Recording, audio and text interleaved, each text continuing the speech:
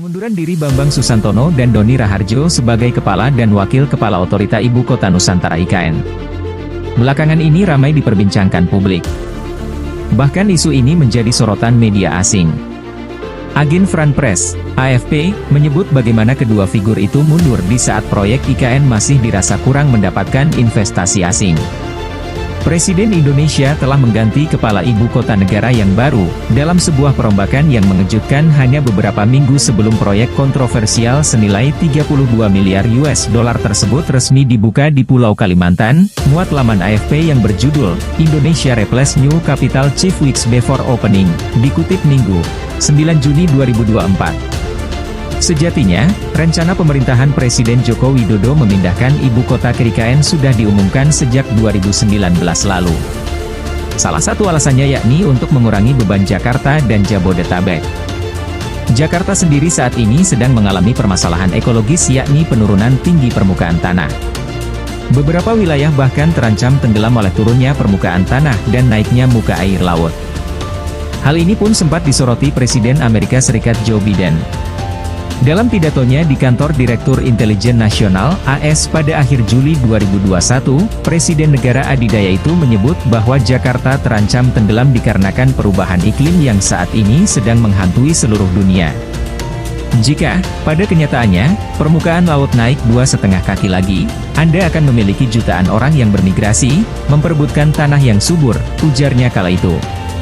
Apa yang terjadi di Indonesia jika proyeksinya benar bahwa dalam 10 tahun ke depan, mereka mungkin harus memindahkan ibu kotanya karena mereka akan berada di bawah air? Nyatanya, ucapan Biden ini bukan tanpa alasan.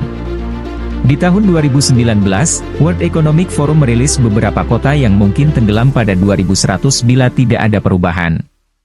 Jakarta bertengger di posisi pertama kota dunia yang akan tenggelam, diikuti Lagos, Nigeria, serta Houston, AS.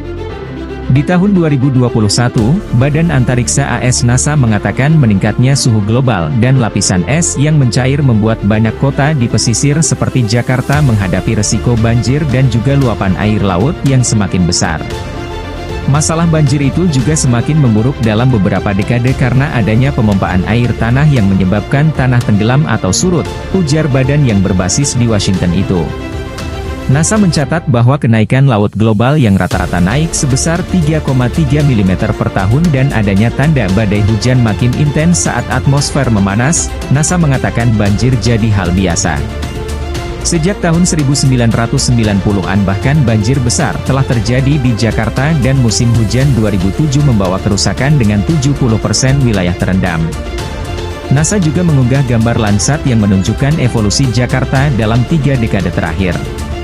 Adanya pembabatan hutan dan vegetasi lain dengan permukaan kedap air di daerah pedalaman di sepanjang Sungai Ciliwung dan Cisadane telah mengurangi jumlah air yang dapat diserap. Ini juga yang menyebabkan adanya limpahan serta banjir bandang. Populasi wilayah Jakarta lebih dari 2 kali lipat antara tahun 1990 dan 2020, telah membuat lebih banyak orang yang memadati dataran banjir dengan resiko tinggi. Celakanya lagi, banyak saluran sungai dan kanal yang menyempit atau tersumbat secara berkala oleh sedimen dan sampah, sehingga sangat rentan terhadap luapan. Salah satu gambar yang menunjukkan wilayah pada tahun 1990, lahan buatan dan pembangunannya baru menyebar ke perairan dangkal Teluk Jakarta. Salah satu analis data menunjukkan orang membangun setidaknya 1.185 hektar lahan bar di sepanjang pantai.